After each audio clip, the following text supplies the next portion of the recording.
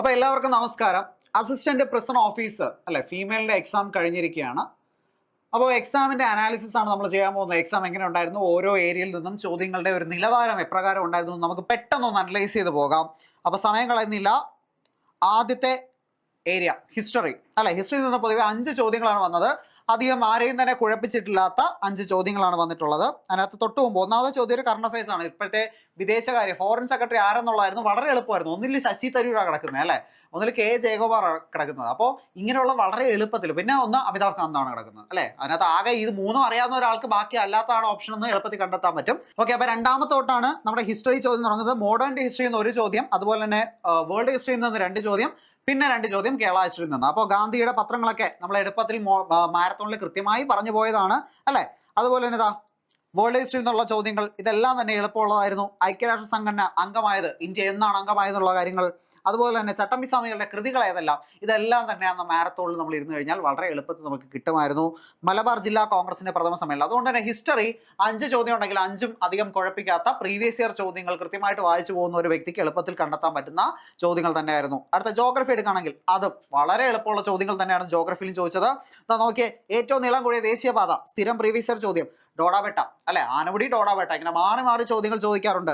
Golden fibre എന്ന് പറയുന്നത് ചണമാണ് എന്ന് എപ്പോഴും പറയുന്ന ഒരു കാര്യമാണ് അല്ലെ. അല്ലെങ്കിൽ ഊഹിച്ചു പോലും നിങ്ങൾക്ക് പറയാൻ പറ്റുന്നത് ചണമാണെന്ന്.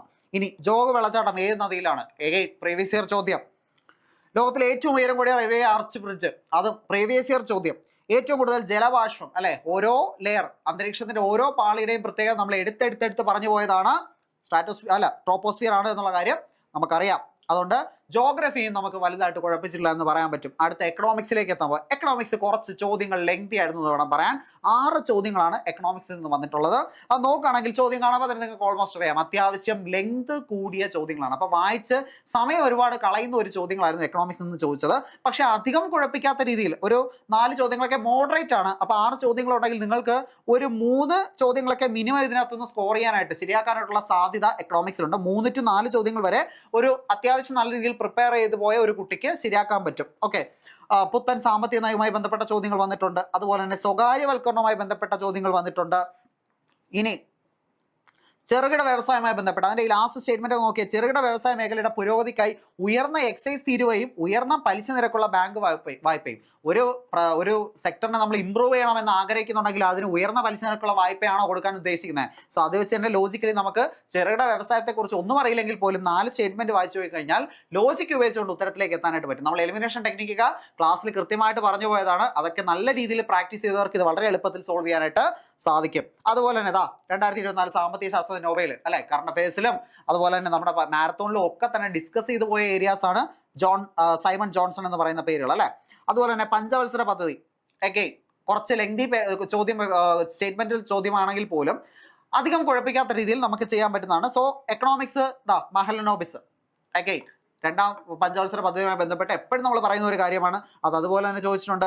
ഇന്ത്യൻ സ്റ്റാറ്റിക്കൽ ഇൻസ്റ്റിറ്റ്യൂട്ട് അല്ലെ, മഹലോബിസുമായി ബന്ധപ്പെട്ടുള്ള എല്ലാ കാര്യങ്ങളും നമ്മൾ സ്ഥിരം ചർച്ച ചെയ്തു പോകുന്നതാണ്. പ്രീവിയസ് ഇയർ ചോദ്യമാണ്. അപ്പോൾ പ്രീവിയസ് ഇയറിന്റെ പ്രാധാന്യത ഇവിടെ ഏറ്റവും കൂടുതൽ വെളിവാക്കുന്ന ഒരു എക്സാം കൂടിയായിരുന്നു അസിസ്റ്റന്റ് പ്രിസൺ ഓഫീസറിന്റെ ഈ നടന്ന എക്സാം. ഓക്കെ, സോ നിങ്ങൾ പേടിക്കേണ്ട ആവശ്യമൊന്നുമില്ല. 2026 ഒരുപാട് ഓപ്പർച്യൂണിറ്റീസ് വിളിച്ചിട്ടുണ്ട്. ഈ പറയുന്ന 10th 12th ലെവലിൽ ഒരുപാട് എക്സാംസ് വിളിക്കുന്നുണ്ട് അല്ലേ. CPO, WCPO, അതുപോലെ തന്നെ village field assistant, then fireman വിളിക്കുന്നുണ്ട്. സോ എല്ലാത്തിനും എന്താണ്, ടൈം തീരെയില്ല. അതുകൊണ്ട് എത്രയും പെട്ടെന്ന് പഠിച്ചു തുടങ്ങണമെന്ന് ആഗ്രഹിക്കുന്നവർക്ക് നമ്മുടെ ഇവിടെ ബാച്ച് സ്റ്റാർട്ട് ചെയ്തിട്ടുണ്ട്. ഉറപ്പായിട്ടും ജോയിൻ ചെയ്ത് പഠിച്ചു തുടങ്ങാവുന്നതാണ്. ഇനി പൊളിറ്റി ആൻഡ് ഗവേണൻസ് എടുത്തു കഴിഞ്ഞാൽ മൊത്തം 13 ചോദ്യമാണ്. അതിനകത്തൊരു 7ഓളം ചോദ്യം ഈസി ചോദ്യങ്ങളായിരുന്നു.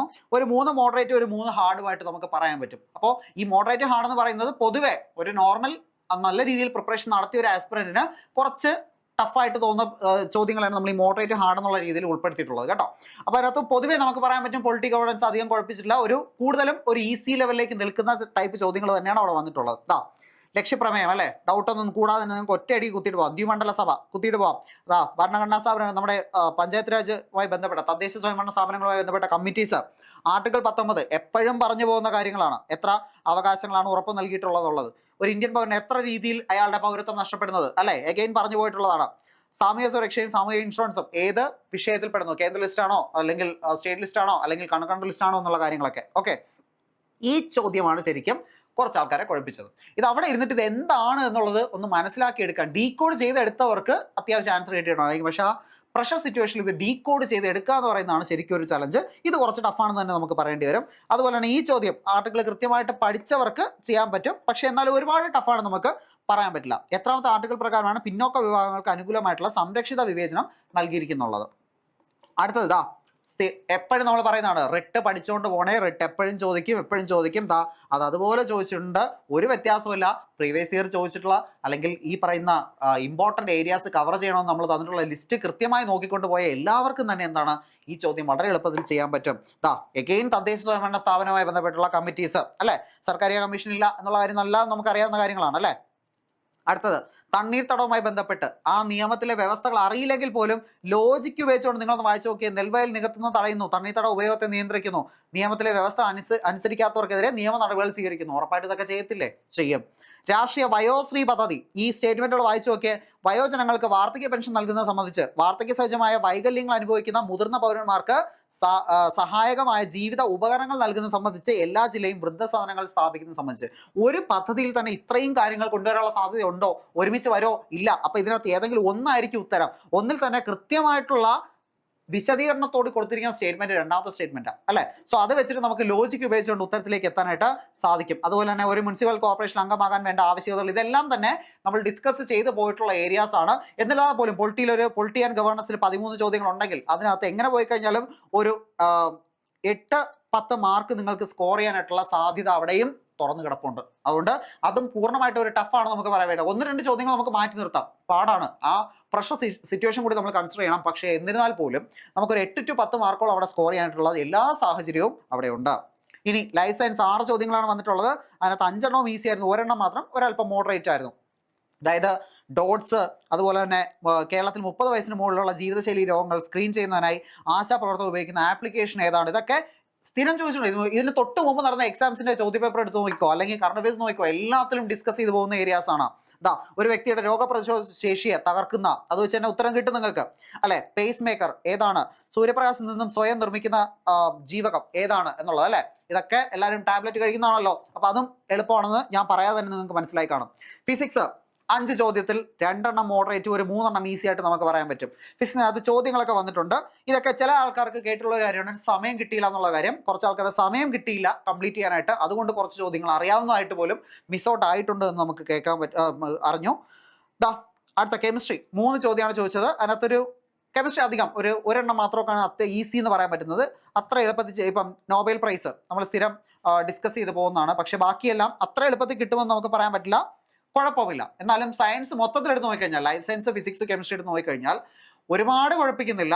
ഓൾമോസ്റ്റ് നമുക്ക് ഒരു നല്ല മാർക്ക് സ്കോർ ചെയ്യാൻ പറ്റുന്ന ഒരു സാധ്യത അവിടെയും കിടപ്പുണ്ട്. ഇനി ആർട്ട്, കൾച്ചർ, ലിറ്ററേച്ചർ, സ്പോർട്സ് 5 ചോദ്യങ്ങളാണ് അവിടെയും വന്നത്. 4 എണ്ണം അത്യാവശ്യം ഈസി ആയിരുന്നു, 1 എണ്ണം മോഡറേറ്റ് ആയിരുന്നു. നമ്മുടെ മാരത്തോൺ കണ്ടിട്ടുള്ള ആൾക്കാർക്ക് അറിയാം, കേരള ഫോക്ലോർ പറഞ്ഞു പോയിട്ടുണ്ട്, അതിന്റെ ആസ്ഥാനം എവിടെയാണെന്ന് കൃത്യമായി പറഞ്ഞിട്ടുണ്ട്. നിങ്ങൾ അർച്ചന മിസ് ഈ പറയുന്ന തപ്പുകൊട്ടി അല്ലെ, പാട്ടൊക്കെ പാടി പഠിപ്പിച്ച സാധനമാണ് ഇത്, ഏതുമായി ബന്ധപ്പെട്ടിട്ടുള്ളതാണെന്നുള്ളത് അല്ലെ, അത് കിട്ടും. അടുത്ത മലയാളത്തിലെ പ്രശസ്തരായ ചില കൃതികളും അവരുടെ ആട്ടക്കഥകളെയും ചൂടെ കൊടുക്കുന്നു. അതിൽ ശരിയായ ജോഡി ഏതാണ്? അതും മിസ് നിങ്ങളെ പഠിപ്പിച്ചിട്ടുള്ളതാണ് അല്ലെ. പൂന്താനത്തിന്റെ കവിതകൾ അല്ലെ, പാടി നോക്കിയാൽ പോലും ആ എക്സാം ഹോളിൽ ഇരുന്ന് പലരും ചിലപ്പോൾ പാടി നോക്കി കാണും. പാടി നോക്കിയാൽ തന്നെ കിട്ടും. ഇത് എഴുത്തച്ഛൻ അല്ലാന്നും കുമാരനാശൻ ഇങ്ങനെയൊന്നും എഴുതത്തില്ല, ചങ്ങമ്പുഴ അല്ലാന്നും അറിയാം അല്ലെ. ജസ്റ്റ് പാടി നോക്കിയാൽ തന്നെ പൂന്താനാണെന്ന് കിട്ടും. അടുത്തത് 50ാമത്തെ ചോദ്യം, ഇതും എല്ലാം നമ്മൾ പറഞ്ഞു പോയിട്ടുള്ളതാണ്. അതുകൊണ്ട് പൊതുവെ ഇപ്പൊ തന്നെ നിങ്ങൾക്ക് മനസ്സിലായി കാണും, എക്സാം കുറച്ച് ഒരു ഈസി മോഡറേറ്റ് ലെവലിലാണ് ഇപ്പൊ നിൽക്കുന്നതെന്ന് ഏകദേശം നിങ്ങൾക്ക് മനസ്സിലായി കാണും. ഇനി ഇംഗ്ലീഷ് എടുക്കുകയാണെങ്കിലും അതുപോലെ തന്നെ മലയാളം എടുക്കുകയാണെങ്കിലും ഇത് രണ്ടും ഒരുപാട് കുഴപ്പിച്ചിട്ടില്ല. നിങ്ങൾക്ക് ഇംഗ്ലീഷ് മലയാളം 10-20 മാർക്കിനാണ് ഇംഗ്ലീഷ് മലയാളം വന്നിട്ടുള്ളത് അല്ലെ. ആ 20-ൽ നിങ്ങൾക്ക് എങ്ങനെ പോയി കഴിഞ്ഞാൽ ഒരു 15+ അടിക്കാനുള്ള എല്ലാ സാധ്യതയും ഇംഗ്ലീഷ് മലയാളത്തിലുണ്ട്. ഇനി മാത്സിന്റെ അനാലിസിസ് വീഡിയോസിനായിട്ട് നിങ്ങളുടെ അബിൻ സാർ ഉടനെ തന്നെ വരുന്നുണ്ടായിരിക്കും. ആ വീഡിയോ നിങ്ങൾ കേട്ട് കഴിഞ്ഞാൽ മാത്സിന്റെ ഒരു നിലവാരം എപ്രകാരം ഉണ്ടായിരുന്നു കൃത്യമായിട്ട് മനസ്സിലാക്കാനും സാധിക്കും. ഇനി സ്പെഷ്യൽ ടോപ്പിക് എടുത്തു കഴിഞ്ഞാൽ 20 മാർക്കിനാണ് സ്പെഷ്യൽ ടോപ്പിക് ഉണ്ടായിരുന്നത്. 20 ചോദ്യങ്ങൾ ഉണ്ടായിരുന്നു. അതിനകത്ത് നോക്കുകയാണെങ്കിൽ മാരത്തോണിൽ ഡിസ്കസ് ചെയ്താണ് ജയിലുകളുടെ കാര്യങ്ങൾ അല്ലെ. എത്ര ജയിലുണ്ടെന്നും തടവ് ശിക്ഷ വിധിച്ച ഒരു തടവുകാരനെ ജില്ലാ ജയിലിൽ എത്ര കാലം പാർപ്പിക്കാവുന്നതാണ് എന്നുള്ളതും നിലവിലെ ജയിൽ വകുപ്പ് മേധാവി അത് പഠിക്കാതെ ആരും തന്നെ പോകാൻ പാടില്ല എന്ന് കൃത്യമായിട്ട് എടുത്തു പറഞ്ഞിട്ടുള്ളതാണ്. കേരളത്തിൽ അവസാനമായി വധശിക്ഷ നടപ്പിലാക്കിയ വർഷം അതെങ്ങനെ എല്ലാവർക്കും കിട്ടണമെന്നില്ല. അത് കുറച്ച് ഒരു ബൗൺസർ ചോദ്യം തന്നെയാണ്. അതങ്ങനെ എല്ലാവർക്കും കിട്ടണമെന്ന് നിർബന്ധമൊന്നുമില്ല. കേരളത്തിലെ സംസ്ഥാനം രൂപീകൃതമായതിനു ശേഷം ആരംഭിച്ച സെൻട്രൽ ജയിൽ ഏത് ജില്ലയിലാണ്? എടുത്തു പറഞ്ഞതാണ്. താഴെ പറഞ്ഞിരിക്കുന്നതിൽ ഏതാണ് മനുഷ്യാവകാശങ്ങളുടെ നിർവചനത്തിന്റെ പരിധിയിൽ ഉൾപ്പെടാത്തത്? ലോജിക്ക് ഉപയോഗിച്ചുകൊണ്ട് മാത്രം ഈ 4 ഓപ്ഷൻ വായിച്ചു കഴിഞ്ഞാൽ നിങ്ങൾക്ക് ഉത്തരത്തിലേക്ക് എത്താൻ പറ്റും. അടുത്തത്, സംസ്ഥാന മനുഷ്യാവകാശ കമ്മീഷൻ ചെയർപേഴ്സന്റെയും അംഗങ്ങളുടെയും ഔദ്യോഗിക കാലാവധി എത്ര വർഷമാണ്? പറഞ്ഞിട്ടുണ്ട്, ഡിസ്കസ് ചെയ്ത് പോയതാണ്. ദേശീയ മനുഷ്യാവകാശ കമ്മീഷന്റെ നീളമുള്ള ചോദ്യമാണെന്ന് കണ്ട് പേടിക്കേണ്ട ആവശ്യമൊന്നുമില്ല, അതും നമുക്ക് കണ്ടെത്താൻ പറ്റും. എന്നിരുന്നാലും നമുക്കിതിനൊരു ഹാർഡായിട്ട് നമുക്ക് കണക്കാക്കാം, മോഡറേറ്റ് ടു ഹാർഡ് ആയിട്ടുള്ള ഒരു ചോദ്യമായിട്ട് നമുക്ക് കണക്കാക്കാം. വിവരാവകാശ നിയമത്തിന്റെ ഏത് വകുപ്പിന്റെ വിവരങ്ങൾ വെളിപ്പെടുത്തുന്നതിൽ നിന്ന് ഇളവ് ലഭിക്കുന്നു? ഇതും നമുക്ക് പറഞ്ഞു പോയിട്ടുള്ളതാണ് അല്ലെ. RT ആക്ടിനെ കുറിച്ച് കൃത്യമായിട്ട് സച്ചിൻ സാറിന്റെ വീഡിയോസ് ഒക്കെ കണ്ടിട്ടുള്ളതല്ലേ, അതിനകത്ത് പറഞ്ഞു പോയിട്ടുണ്ട്.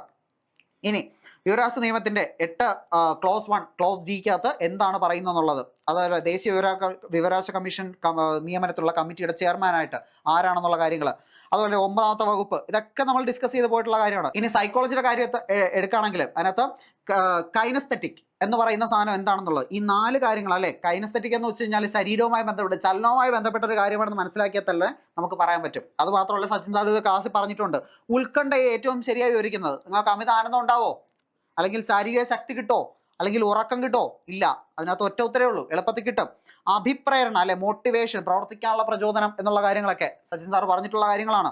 ഇനി ഫൈറ്റ് ഓർ ഫൈറ്റ് റെസ്പോൺസ് എന്ന് പറയുന്നത് ഏതുമായി ബന്ധപ്പെട്ടിരിക്കുന്നത്? ഫ്രോയിഡിന്റെ റിയാലിറ്റി പ്രിൻസിപ്പിൾ, ഈഗോ എന്ന കാര്യങ്ങളൊക്കെ സച്ചിൻ സാർ മാരത്തോണിൽ എടുത്ത് പറഞ്ഞിട്ടുള്ളതാണ്. അപ്പോൾ നമുക്ക് പൊതുവെ മനസ്സിലാക്കുകയാണെങ്കിൽ ഇപ്പം 100 ചോദ്യങ്ങൾ ഉണ്ടെങ്കിൽ അതിനകത്ത് അത്യാവശ്യം നല്ല എളുപ്പത്തിൽ, പ്രത്യേകിച്ച് നമ്മുടെ ആ ഒരു ജനറൽ ഏരിയാസ് ഒക്കെ തന്നെ അത്യാവശ്യം എളുപ്പത്തിൽ തന്നെ നമുക്ക് മാർക്ക് സ്കോർ ചെയ്യാൻ പറ്റുന്നതാണ്. അതുകൊണ്ട് കട്ട് ഓഫ് ഒരു അല്പം കൂടും എന്നുള്ള കാര്യം നമുക്ക് ഉറപ്പിച്ച് പറയാൻ പറ്റും.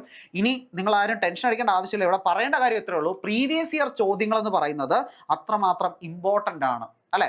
പ്രീവിയസ് ഇയർ ചോദ്യങ്ങളുടെ ഇമ്പോർട്ടൻസ് വെളിവാക്കി തരുന്ന ഒരു എക്സാം തന്നെയായിരുന്നു ഈ പറഞ്ഞ APO എക്സാം എന്ന് പറയുന്നത്. അതുകൊണ്ട് ഇനി വരാൻ പോകുന്ന എക്സാമിൽ നിങ്ങൾ എവിടെ ഫോക്കസ് ചെയ്യേണ്ടത്? പ്രീവിയസ് ഇയറിനുള്ള കൃത്യമായിട്ടുള്ള ഒരു പഠനം നിങ്ങൾ നടത്തിയിരിക്കണം, കൃത്യമായിട്ടുള്ള വിശകലനം നടത്തിയിരിക്കണം. ഓരോ ഓപ്ഷൻസിനെയും കീറി മുറിച്ച് തന്നെ പഠിച്ചു പോകണം. നമ്മളിതാ ഇവിടെ ടെലിഗ്രാമിൽ നിങ്ങൾക്ക് വേണ്ടിയിട്ട് ഒരു കമ്മ്യൂണിറ്റി ബിൽഡിങ്ങിൻ്റെ ഭാഗമായിട്ട് നമ്മൾ നിങ്ങൾക്ക് വേണ്ടി പ്രീവിയസ് ഇയർ ചോദ്യങ്ങളുടെ ഒരു പ്രാക്ടീസ് സെഷൻ ഉടനെ തന്നെ ആരംഭിക്കുന്നുണ്ട്. അതിൻ്റെ ഇൻഫർമേഷനൊക്കെ നിങ്ങൾക്ക് PSC മെൻറ്ററിൻ്റെ ടെലിഗ്രാം ചാനലിൽ കിട്ടും. അപ്പോൾ എല്ലാവരും ഉറപ്പായിട്ട് ജോയിൻ ചെയ്യുക, കൂടെ ഇരിക്കുക, കട്ടയ്ക്ക് പ്രീവിയസ് ഇയർ ചോദ്യങ്ങൾ നമുക്ക് ചെയ്ത് തന്നെ പഠിച്ച് പോകാം. അതുപോലെ തന്നെ ഇനിയും കോഴ്സിൽ അടുത്ത വരാൻ പോകുന്ന എക്സാംസിൻ്റെ കോഴ്സിൽ ജോയിൻ ചെയ്യാനായിട്ട് VFA, അതുപോലെ തന്നെ CPO, WCPO അല്ലെങ്കിൽ ഫയർമാൻ എക്സാംസിനൊക്കെ താല്പര്യമുള്ളവരുണ്ടെങ്കിൽ ഉറപ്പായിട്ടും ജോയിൻ ചെയ്യാം. നമ്മുടെ ഇവിടെ കോഴ്സുകൾ ആരംഭിച്ചിട്ടുണ്ട്. അപ്പോൾ നിങ്ങളിങ്ങനെ വന്നാൽ മതി, നമുക്ക് കട്ടയ്ക്ക് ഇരുന്ന് പഠിച്ച് ഒരുമിച്ച് 2026 ജോലി നേടാം. ഓക്കെ, അപ്പോൾ എല്ലാവർക്കും ഓൾ ദ ബെസ്റ്റ്, നന്നായിട്ട് പഠിക്കുക. Thank you.